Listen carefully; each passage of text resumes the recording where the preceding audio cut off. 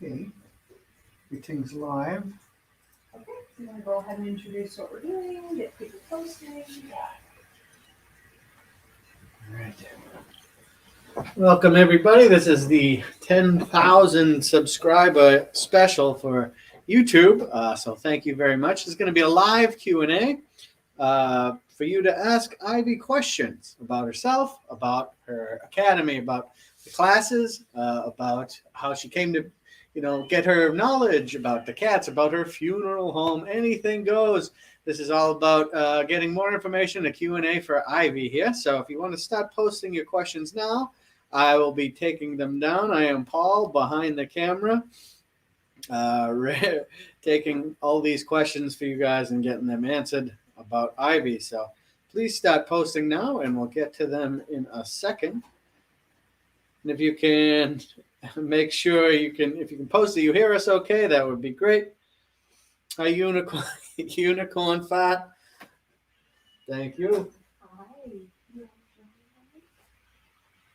All right. Hi, everybody on YouTube. Can you hear us okay? I think you can see us fine. All right. Welcome, everybody. Okay. Yes. Hi. You can see me in the window. Fantastic. I will be out of the window shortly and behind the computer.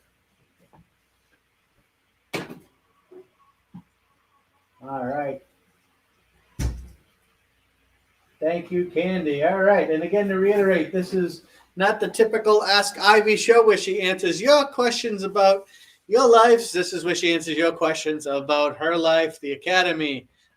This is a thank you show for 10,000 subscribers. This is a fantastic number that we couldn't have done without you. So thank you, everybody, for your support throughout the years. It's been a particularly fun, although trying, set of last 2 years with the quarantine, but the mini classes that came out and seeing how you appreciate those and subscribe to the channel. So start posting your questions now. We took a bunch from social media beforehand, so thank you to everybody who posted and joined in there. We will be getting to those in a minute, but anybody who has one now that just came up, please post and we'll be taking it. Anything goes. Find out more about Ivy, the academy, her home, her funeral home, the cats, anything at all. Please post, please ask, and we'll get it answered.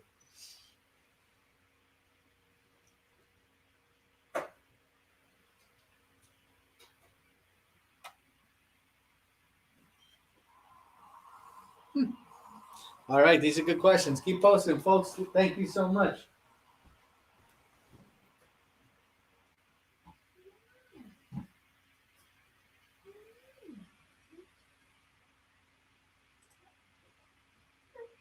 Come on. I hear you screaming. All right. Got my coffee ready to go. How's everybody doing? Hope you guys are well. Thank you so much for being here. And thank you so much for 10,000 subscribers on YouTube. This is my celebration 10,000 show. I did one at 5,000 and we had a ton of fun. So you guys were just asking questions about me, the Ivy League Psychic Academy. At that point, I didn't have the funeral home and the headquarters weren't here at the new spot yet. So we were just talking a lot about myself, the cats, how things have developed, any questions that you guys may have. And again, I am so grateful to you guys for always supporting. So whether you're a member, you just tune in for the shows, you share them, liking, commenting all the time. It's been amazing. And the more subscribers I get, obviously, the more content I can take the time to create. Okay, so keep it coming. If everybody can give this video a thumbs up, okay. Also subscribe if you aren't already.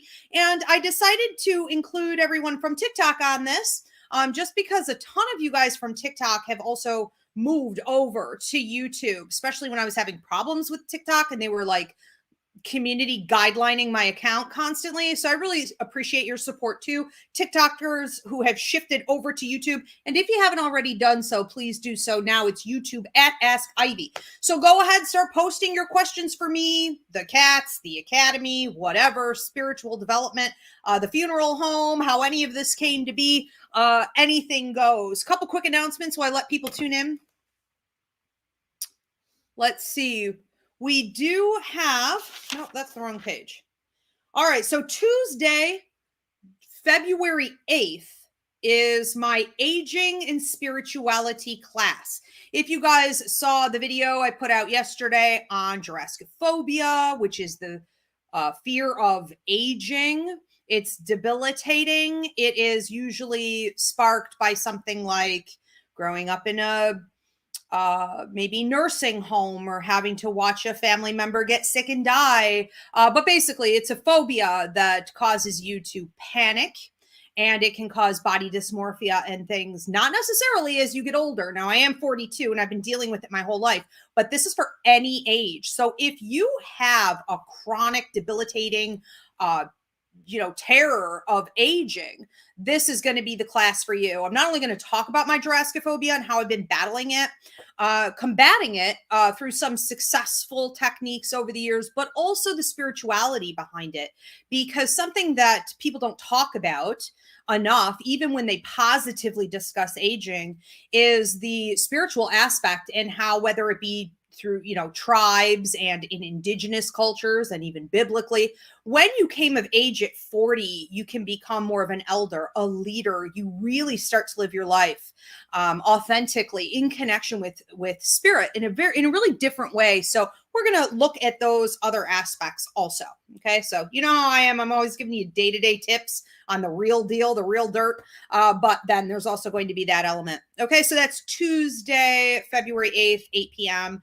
Back here on TikTok and YouTube. That's my upcoming mini class. Now, we also have on Wednesday, February 16th, that is my 10-year anniversary of the Ask Ivy shows. 10 years I have been doing this. When I looked at the calendar recently, I was like, oh my God, it's the 1-year anniversary for Roots Revival Interfaith. It's the 2-year anniversary for the mini classes. It's my 10-year anniversary for Ask Ivy, and I hit 10,000 on here. So everything is kind of happening within a couple weeks.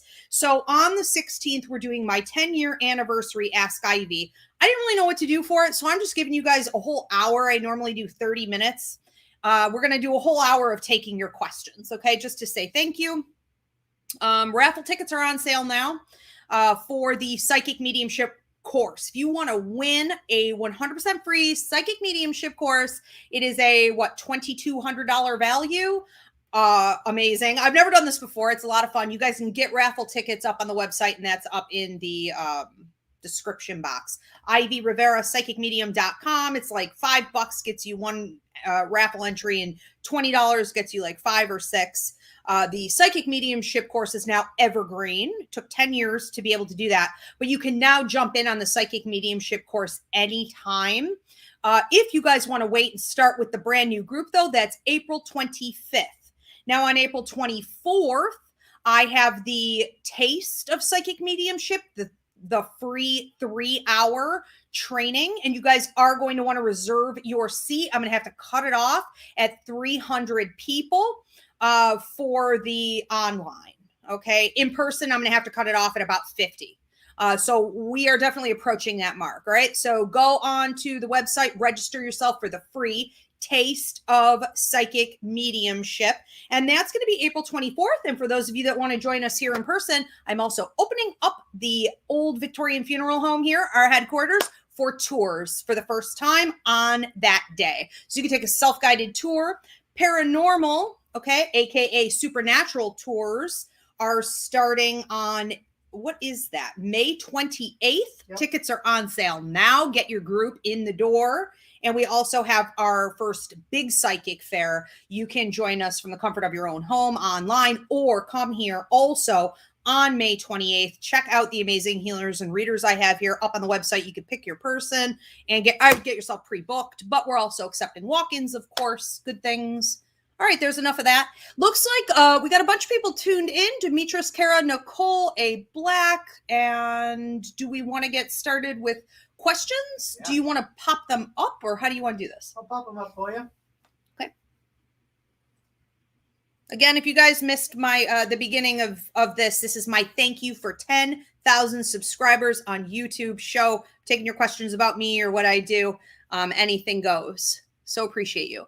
So Rachel M says, how did you figure out what your symbols meant and how long did it take? Okay. So learning symbology, thank you, Rachel. That's a great question. Learning symbology never really stops.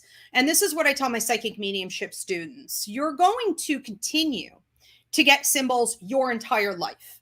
So we see that when we dream, we are constantly coming up with new symbols, or you're noticing them for the first time. Maybe you're starting to Google them, or you get yourself a dream dictionary. You're taking it more seriously, but you'll notice it never stops. You can even have a symbol that meant one thing, and in another dream, it means something completely different. So symbology, ancient archetypes. So whether we're talking about astrology, we're talking about tarot, we're talking about numerology, we're talking about Carl Jung. There are animals that are part of the symbol base. It is essentially something that we are all tapping into all the time, but our symbol base is also connected to our previous lives. So it's sort of like an accumulation. All right. So in a previous life, maybe you worked with numbers a lot. And so that's going to be part of your symbol base in this life. Maybe you worked with astrology a lot. And so you've also brought in all the planets in that energy. It just really depends. For myself, what I noticed oddly from a young age was that I would have very vivid dreams. And I would constantly, when I was daydreaming, have images of weird symbols of stuff. I thought I was imaginative, and everyone told me, go be a writer. You should be an actress or a storyteller or something. You tell these great stories. Because my mind was always full of these images. I thought I was just sort of creative. I didn't understand that it was a language. I didn't understand that everything I was seeing was telling me something, and I should have been listening more carefully, because no one around me ever talked about that part of it. And so, I would tell stories, and I would write books, and I would illustrate my own books and bind them. And a lot of them were completely 100% message systems. And I realized that now in adulthood. So my great grandmother had this dream book, and I always recommend, my students have to buy it. It's required reading, but I recommend this to you guys a lot, and especially my dream classes. It was called the Dreamer's Dictionary. Anybody remember this? It had floating eyes on it and like these weird orbs. So this was my grandmother's dream book back in the 70s. It came out. And I was always going over to my grandmother's house because it was my great grandma's book, and I would sort of snag it from my grandma. And I would be looking stuff up in there. And so I was understanding more about symbology because my dreams get like seared into my memory. A lot of them feel like vision dreams. And so I was like, God, this fits, this definition for this symbol is what's going on in my life. Started to piece it together. And then I realized that the stuff I see all day while I'm awake also, right, is part of that lost language. And so this was probably the most interesting part, and it continues to grow all the time. I'm always adding more to the symbol base. But all of my symbol base ended up getting adopted by my students without me ever telling them a thing. And that blew my mind. So the first year that I opened up the academy, all of my students, when we got to Symbol Day, which is now like 4 hours, it's 2 weeks of training, and that's still just the tip of the iceberg. So when we would do Symbol Day, they would be telling me their symbols in the definition, and they were mine. Or when they were giving readings, they would be getting my symbols.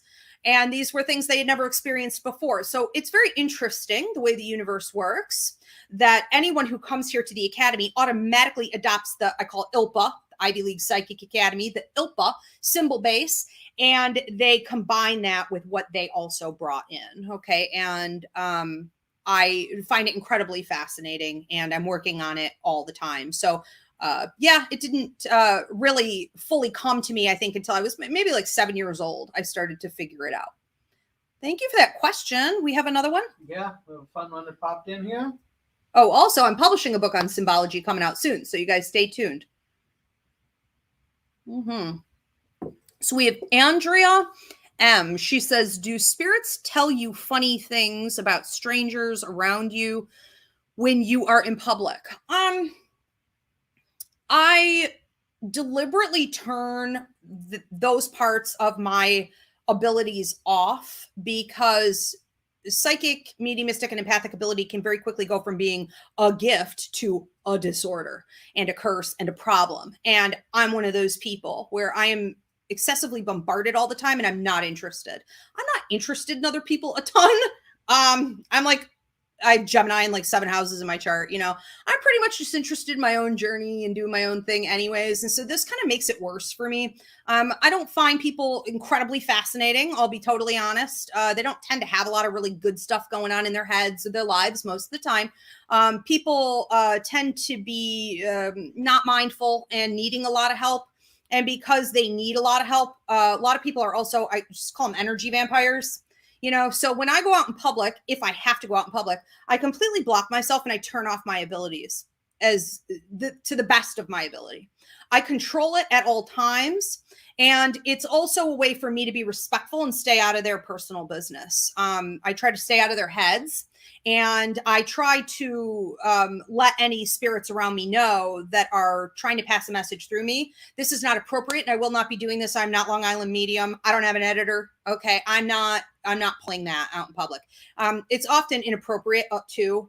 You know, when we try to deliver messages out to people, because it's uninvited. And so I just decided that if I can't really use the information and I'm not interested in the information for my own entertainment, that I'm going to shut it off. So what I do tell spirit, though, because I never want to turn spirit away, is that they can certainly use my network, whether it be my websites or whatever, other people, to get that person to me. And it's been phenomenal to watch people be sent through one connection or another all the way back to me.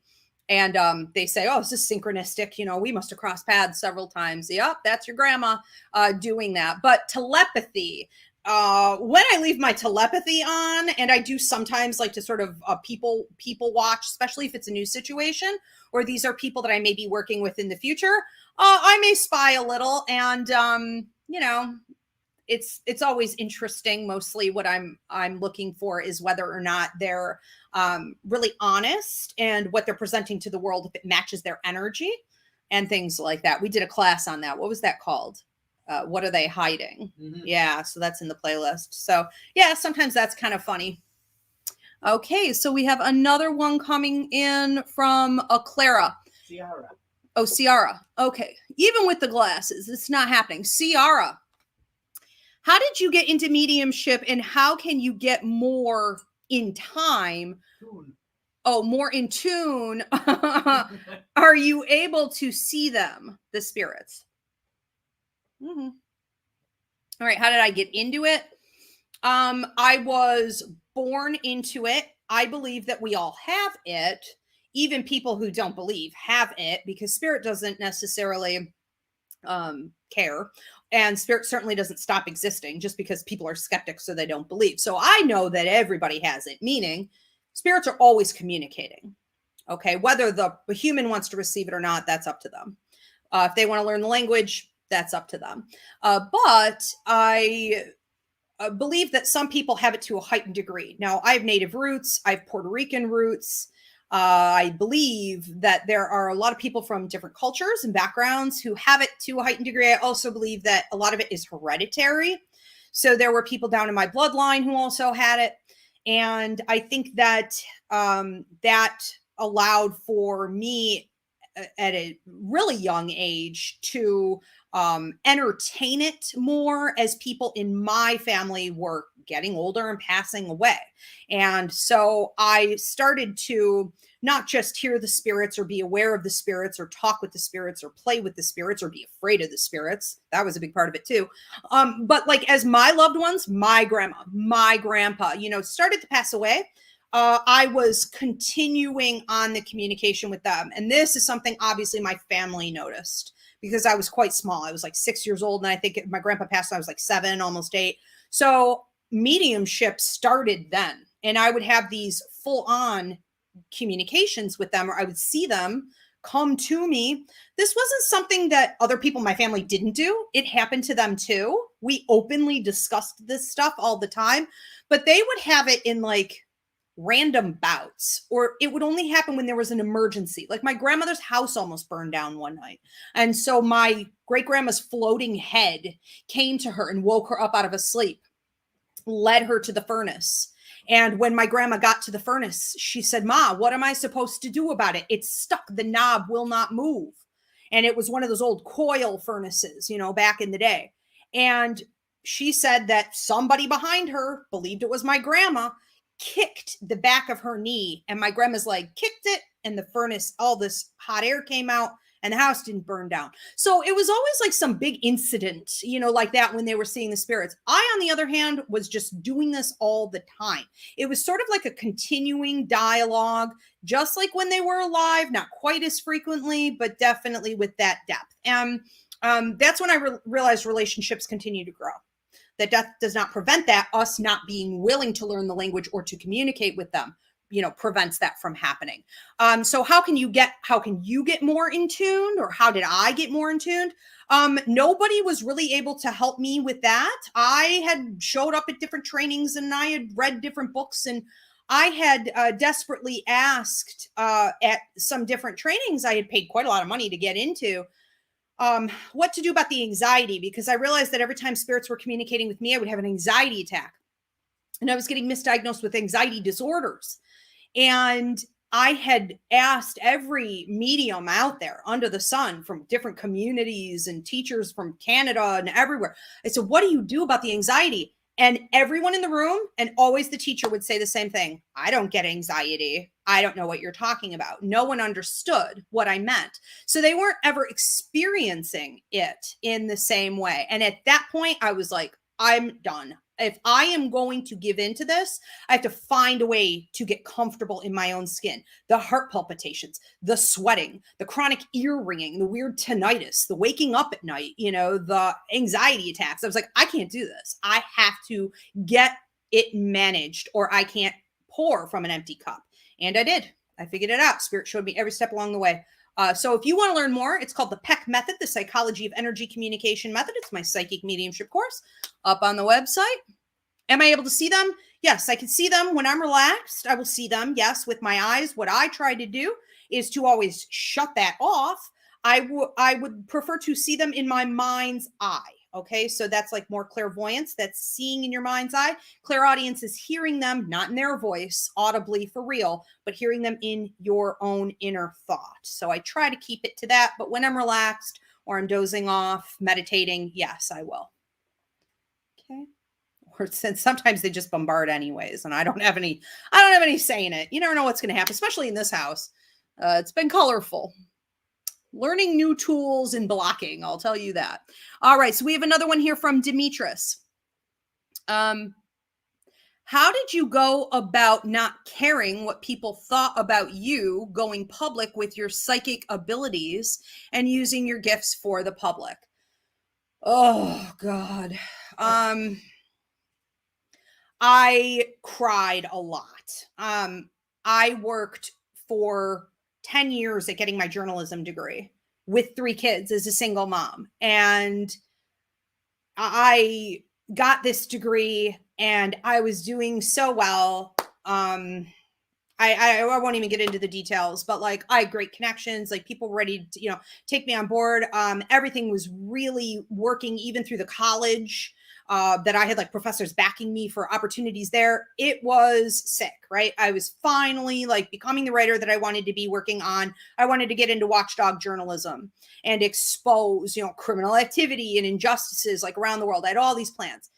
And the very month that I graduated and was getting my degree, Spirit came to me and said, now you have to start doing readings for the public. And I thought it was Satan. I was like, not today, Satan. Like, go back to hell. Not a shot. Never. No way. No way. And I tell my students there are 3 different parts to what I call the shift when you are called to be of service or make some kind of major change in your life. And spirit will suggest things in phase 1. And then in phase 2, your life is made uncomfortable. And, it will be the poking and prodding phase. And in phase 3, if you are foolish enough to wait that long and not do what you're supposed to, I call it the breaking of the legs. And that's what I entered into because I wouldn't do it.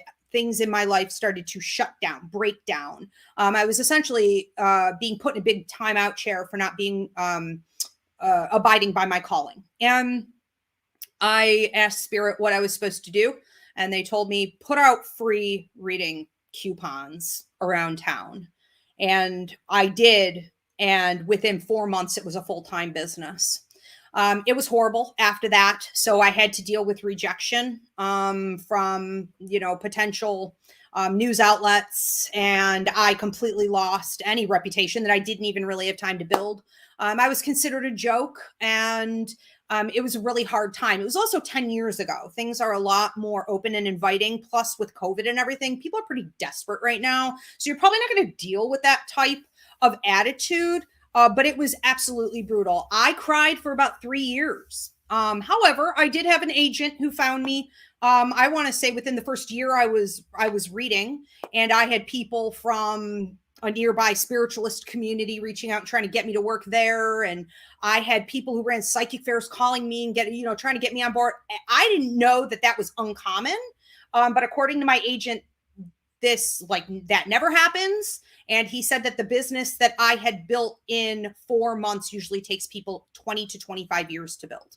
So I took my focus off of what I was losing, and I put the focus on what I was meant to build. And at that point, you just got to walk away, cut your losses. It's brutal. But I'm glad I did it. Right. And this is far more meaningful. And the journalism is coming back around. Like now I'm publishing, and I'm glad I have it. I can always use it. Yeah. We have another one. Danielle said, how do you cope with the stress of running a business and being a mother on top of being an empathic person? Well, none of that was easy.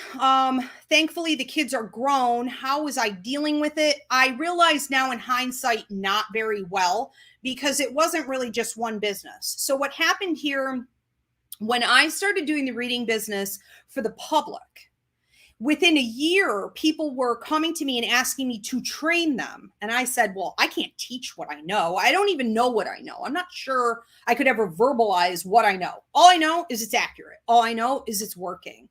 And then Spirit said to me, you're going to train them. And I said, well, you're going to have to show me everything I'm supposed to say. Now that, because I have like crippling social anxiety and I hate public speaking, that was getting tough. It's one thing to sit at my dining room table and give somebody a reading. It was quite another to get up in front of a room full of people and talk about this. And Spirit explained to me that I was to do it because they had fear.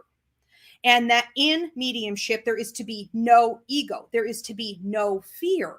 And so that if I could help people overcome their fear, that I would be doing what I'm meant to do here on earth, like to be of service. Like that was a huge part of it. So I was like, what? Now it's this. Now it's not just readings. Now it's this. Like I'm never going to get out of this. It became pretty clear by the end of the first year. I was not getting out of it. So I offered the first class and there were over 30 people. This thing was not advertised and there were over 30, I want to say 36 plus people. I didn't have enough coffee. I didn't have enough chairs. People were sitting on the kids' clothes in the dirt, in the yard. And it was huge. I mean, I got in trouble for holding these events in my property because it was still my home. Blocks would be taken up, 8 people parked on the lawn. I mean, it was nuts. And that was all within the first year. So then we had my psychic reading business. Then it turned into the Ivy League Psychic Academy. I established that officially in 2013. Then it turned into a psychic fair business. Then it turned into empathic awareness, where I go and I teach at universities and schools, and I train therapists, I train teachers and stuff like this. So it's really almost like 4 businesses, and now the funeral home. So The only way I have survived in more recent years was to hire on a lot of helpful people that have preferably, but not all of them, have actually trained at the academy. So Spirit keeps sending me the right people, and they'll come through, they'll start watching videos or whatever, they get hooked, they take the actual courses, and then they're like, I want to be a part of this. And I'm like, okay, well, we have other opportunities. You could become an assistant teacher. You can start working my psychic fairs. You could be my assistant. I have like 4 virtual assistants maybe, and like 7 assistant teachers. But back in the day, when it was just me, it was very, very hard. I think that you have to have a willingness to go with the flow and to let people in because it's not mine. And I understand that. And so when Spirit would be like, you're going to delegate out, I was like, okay, I don't want to. I'm a control freak. I'm a Gemini, but like, okay.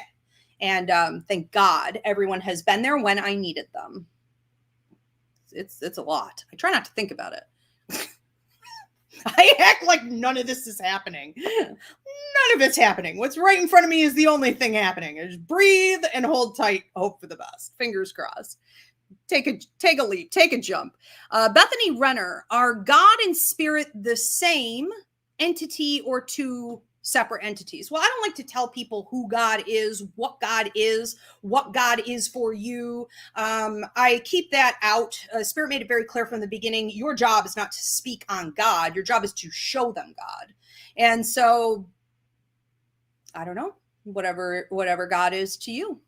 Okay. For me, I could tell you that when I'm communicating with Spirit, or I say Spirit in general, I am sometimes speaking directly to God, or God is speaking directly to me. Sometimes it comes through downloads. Sometimes it comes through my clairaudience or messages just coming in, dreams, prophecy, all different kinds of things. And it ranges from being like my ancestors to my guides, to angels, to even like Kali, who I understand now is a goddess of protection, to Oshun, it just really depends, to Jesus Christ. It just really depends on what's happening. And I like to pull everybody together under that one umbrella of being Spirit, because I believe we're all part of God. We are all part of one entity. We just sort of break down into different positions. Okay. If that makes some sense. Okay, we have another one from Apple Science. What is it mentally and spiritually like living in a former funeral home?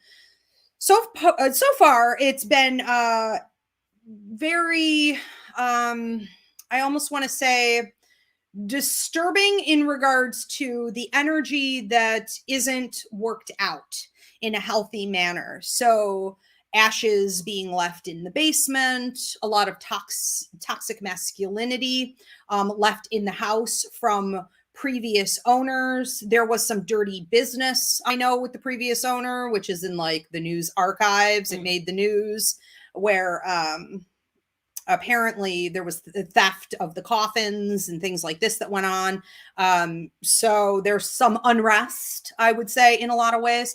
And then the house is also very peaceful, or I wouldn't be able to, stay here and do tours and classes and things like that. So then there's that other aspect where the house that sat for about 15 years, like basically vacant and abandoned, it didn't have time to air out. And as we bring in more positive energy and plants and these spiritual practices, I'm noticing less and less of the negativity. But I still find that I need to help cleanse and set free some of those unresolved issues or negativity as much as I am able to help.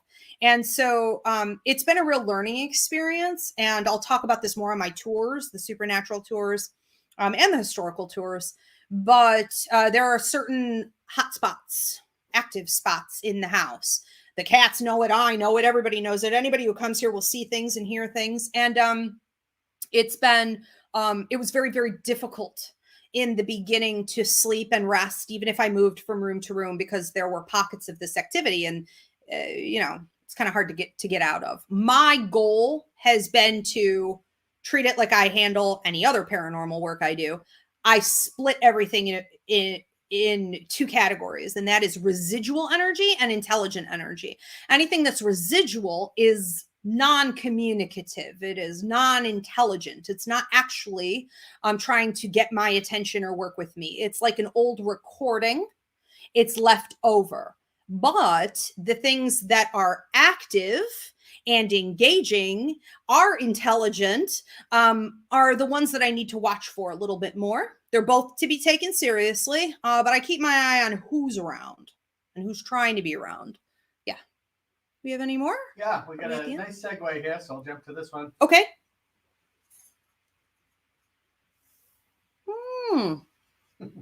Andrea, one of my certified graduates, one of my assistants. Okay, so Andrea, is Andrea an assistant teacher? Yes, she is too. All the things. All the things, Andrea. Okay, so thank God for Andrea. Andrea B. Hi, Ivy and Paul. What's the creepiest thing that has happened since moving into the funeral home? I'll speak on that one. I was staying in a room that I did not want to stay in, but because of, I don't remember, the floor guy coming and having to sand the floors down because they were disgusting. And I couldn't leave. So I got stuck sleeping in this one room. And I had warned Paul when we moved in here, stay out of that room. And I got stuck in it. And everything I had seen in my head got like a million times worse. I would be laying in bed and I would hear one male energy after another male energy after another male energy, either around my room or usually on the side of my bed, talking about their horrible lives and their fears and how they were dying. And every night was like watching people die in the worst case scenario, basically. No women, all men. And I realized what I was hearing was residual, thank God for that, most of the time. And that what I was hearing I was hearing their last thoughts. I was hearing their regrets. I was hearing how they lived their lives and treated other people poorly. They didn't feed their relationships properly. They didn't feed their souls properly. And I was watching essentially that shift from this life into the afterlife, being that this is a funeral home, and them holding on. We usually find that these types of people, because they're ego-based, they're fear-based and control-based, they rarely transfer into the light. They usually end up becoming earthbound spirits. And so I was like, this is the mentality of a lot of men. And this is the mentality of what could very likely become an earthbound spirit, which is always sad to see. And one night, I knew I was going to be stuck in there for a few more weeks. One night, I had decided that I was safe, that this was all residual energy that I was hearing from the bodies that had come through here for their funerals. And there was something active in the room, this black mass, also male energy. And it was showing me horrible things, and it was coming to attack me while I was in the bed. And I turned to my guides, and my guides were pulled back, not saying anything, straight face, not doing anything. And I said to my protector guide, what the heck is wrong with you? I said, what are you doing? I said, are you doing nothing for me at a time like this? I said, what are you going to do? I said, I can't on my own deal with this thing.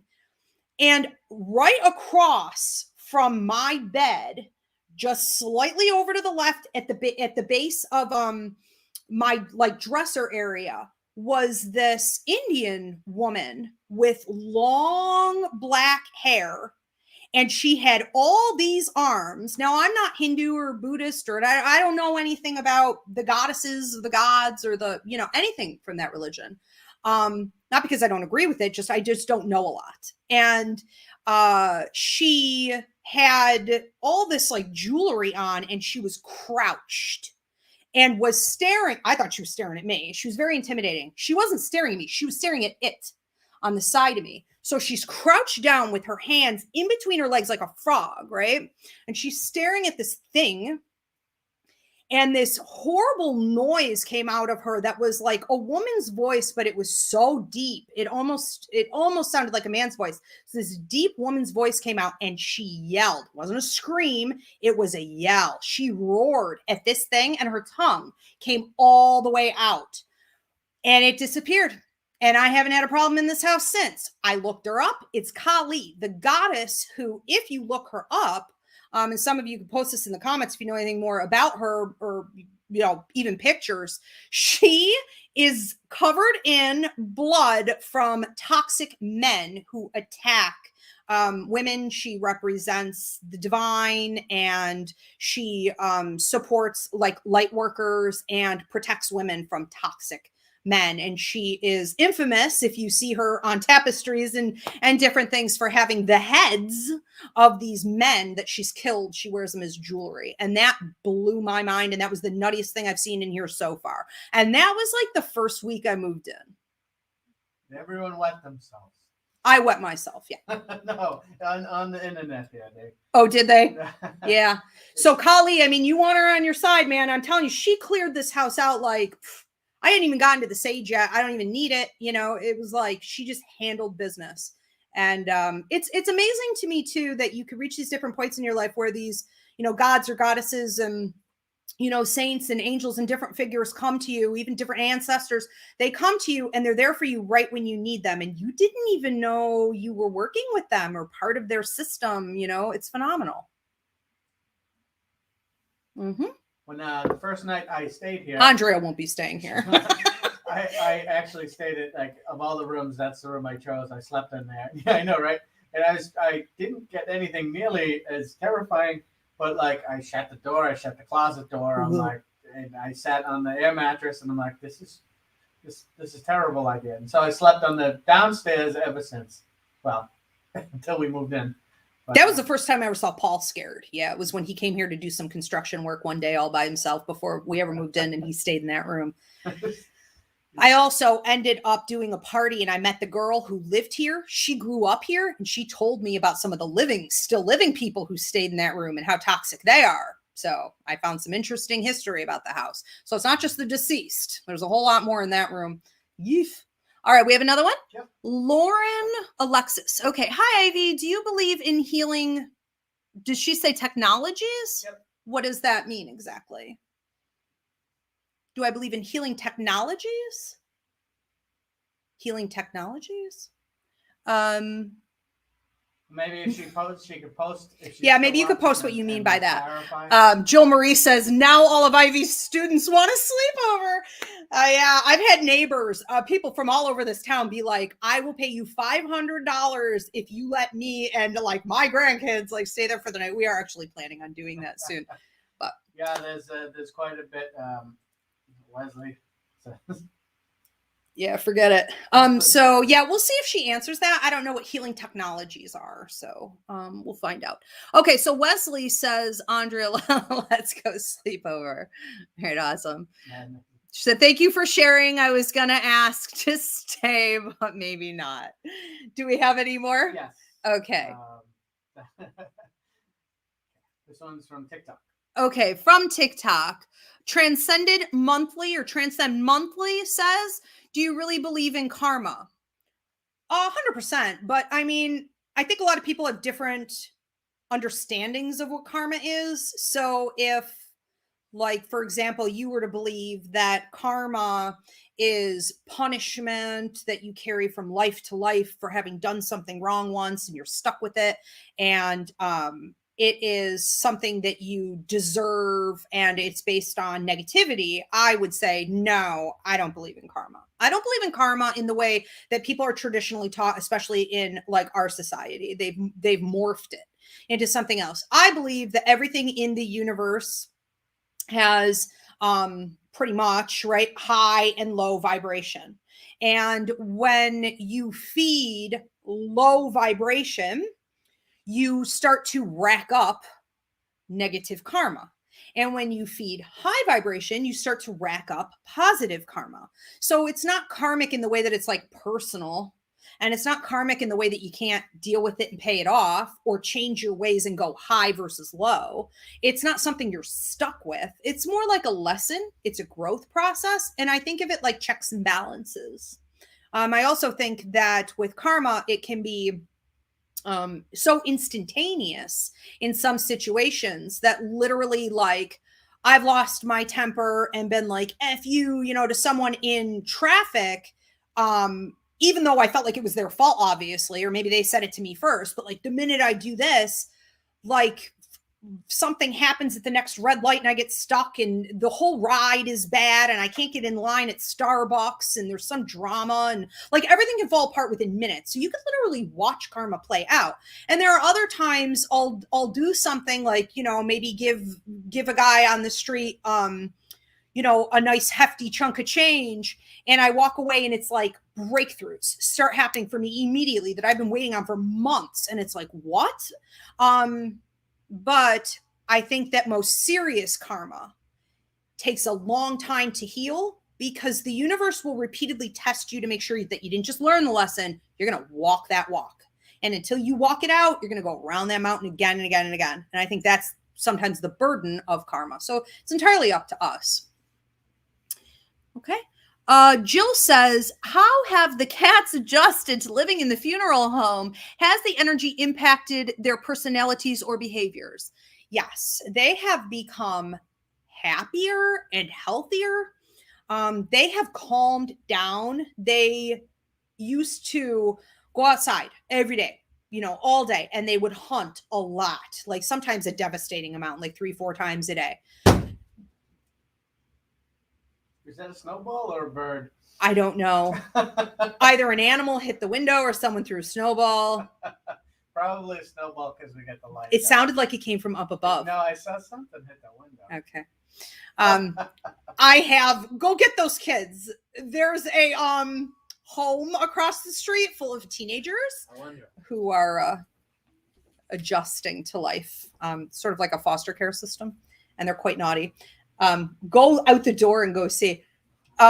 So yeah, it was interesting to me that the cats had this sort of obsession with like hunting and exercise, and they always seemed to have more energy that they needed to get out. I always said they're my little healers, and they used to, before COVID, work at the academy.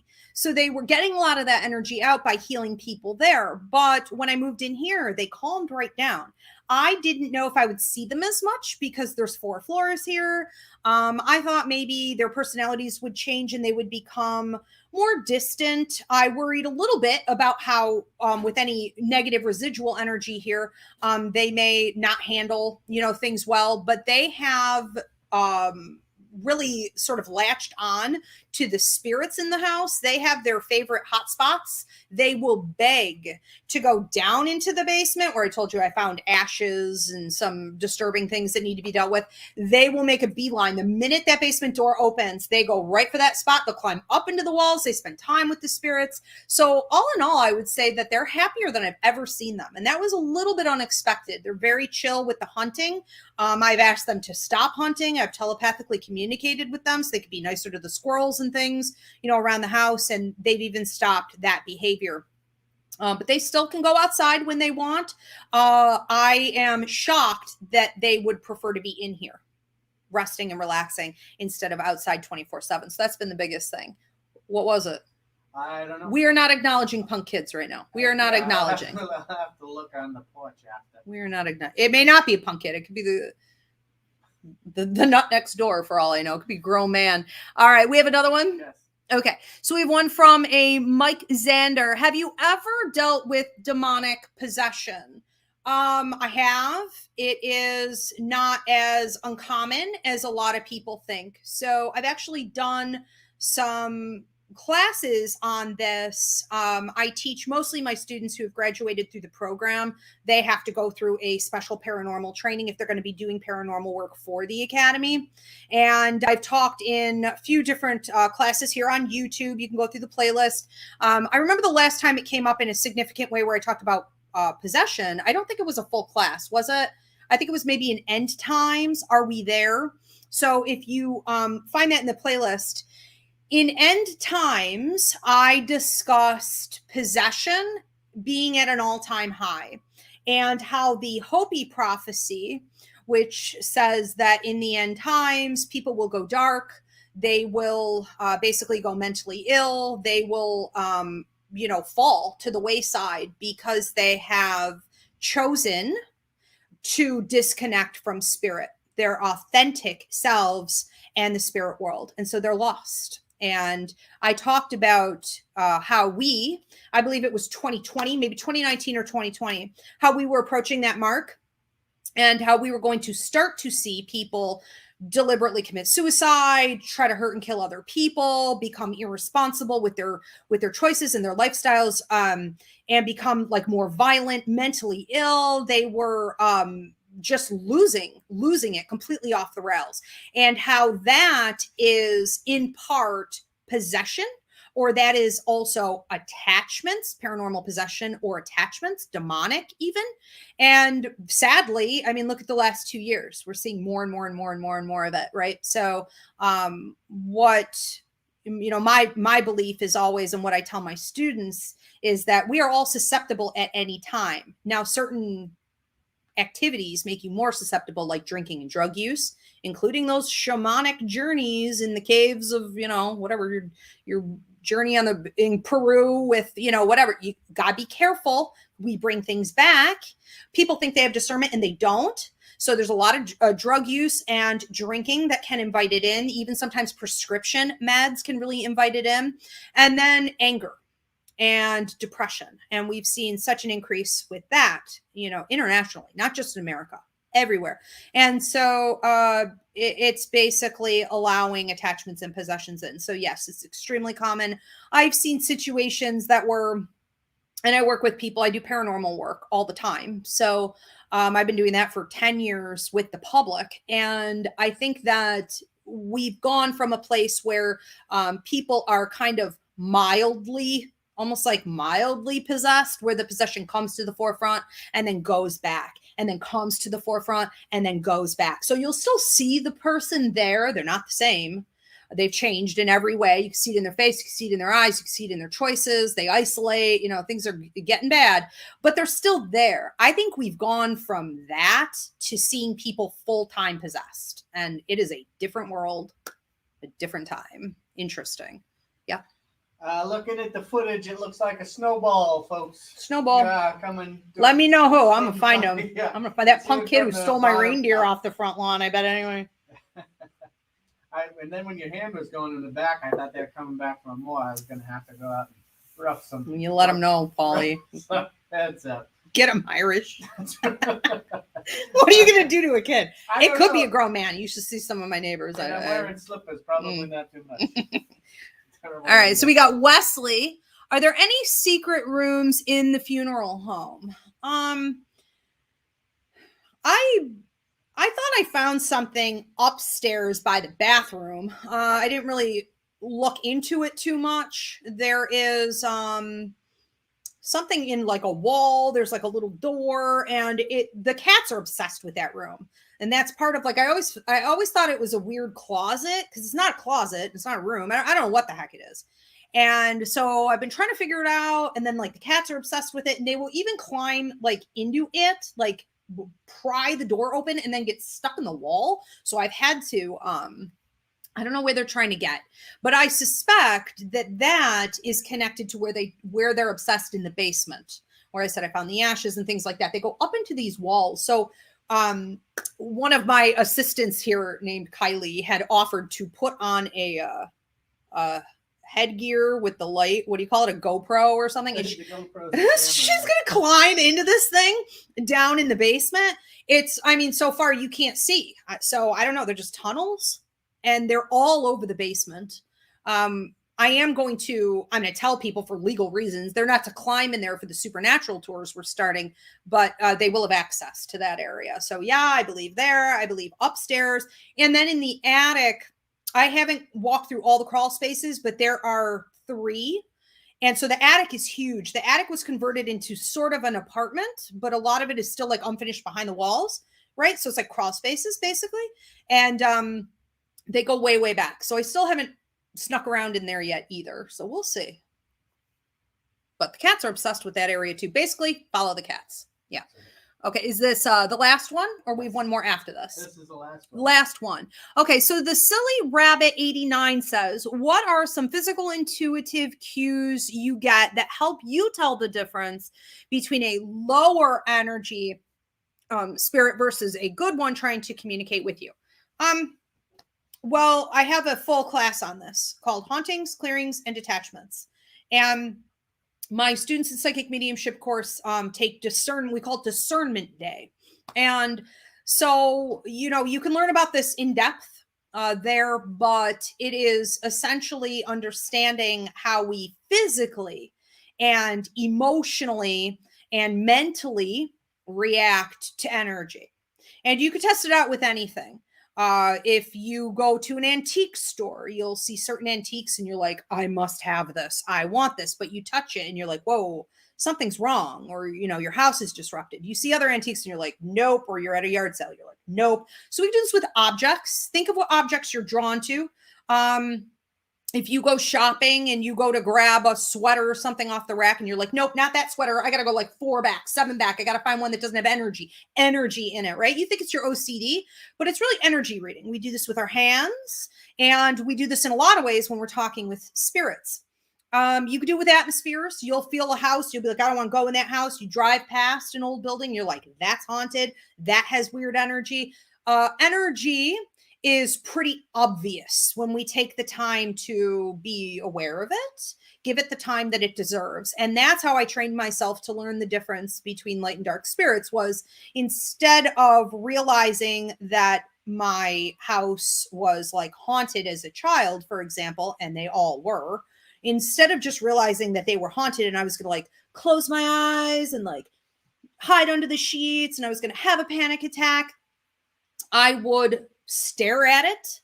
I would even foolishly sometimes engage with it. I would poke at it. I would entertain it. I don't recommend this for everybody, but what I gained from that was knowledge of the type of energy it's made up of and what it's capable of, what it intends to do, and how it thinks. So that's telepathy. So, you can understand quickly once you get in the hang of it when something approaches you, whether it's a go, this is from the light, it has positive energy, or it is a sick feeling, it is toxic, it has ill will.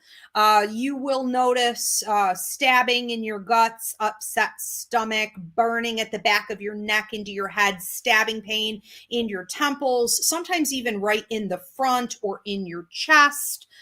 You'll start sweating, shaking, dizziness, translucent lines. You may pass out. You may black out. Scratches, bruises, obvious things, hair pulling, hearing it audibly, menacing, it staring at you and laughing. I mean, there are a million things. But essentially, it is being able to not run. Unless you're going to take the trainings. Trainings will help you flat out so you don't have to go through this process. But if you were to, run away from every spirit that ever approaches you, you're never going to learn the difference. So you have to learn. You have to learn discernment by entertaining the different energies. And that way you're able to tell what is helpful and what is toxic. Now, when spirits from the light come through, that's not to say that it doesn't cause anxiety. I talked about this earlier. Okay. Spirit communication, a lot of it is anxiety still. There are still side effects, but it isn't menacing and you have a sense of peace and it is always healing and useful. Now, spirits that are lower level or they are earthbound, it is not healing and useful. Often they have no sense of boundaries whatsoever. And when you ask them what they want, they don't have anything to say. So think of it like people. You have 2 different kinds of people, right, in the world. You have people that are mindful. You have people that are engaging with themselves. They are engaging positively with the environment, the community around them. They have something to offer. They bring something to the table. They're working at it. Then you got your low-level toxic people who are out of control. They have no idea what's going on. I call them lost souls. They're all over the place. And even if their intentions are good, sometimes they can't bring anything positive to the table. They have no advice to give because they haven't mastered themselves yet. Okay, so the dead are no different. And the other side is really no different in the laws. Okay, we have another one? Well, no, but this is from the Silly Rabbit just to make keep this show on a terrifying note. There's someone standing right behind me with a snowball waiting. What? So Silly Rabbit says, I feel that way about my mom's old dolls. I don't want to touch them. I feel that way about clowns. Yes. Yeah, I get that. And there could be something weird in the dolls. I mean, literally, a lot of dolls are sort of, that's the object of choice, you know, for a lot of spirits. So that could be pretty accurate. All right. Are we at time? We are at time. You guys, thank you so much for 10,000 subscribers. If you guys are on TikTok, again, thank you. So many of you have switched over. If you haven't already done so, please do, because YouTube is really where it's going to be at for me in the future. And we have coming up I will see you guys for the class, Aging and Spirituality, the next upcoming mini class. And that is going to be on the 8th at 8 p.m. here on TikTok and on YouTube. Thank you, Paul. Thank you, everybody. Thank you, Spirit. See you guys next time.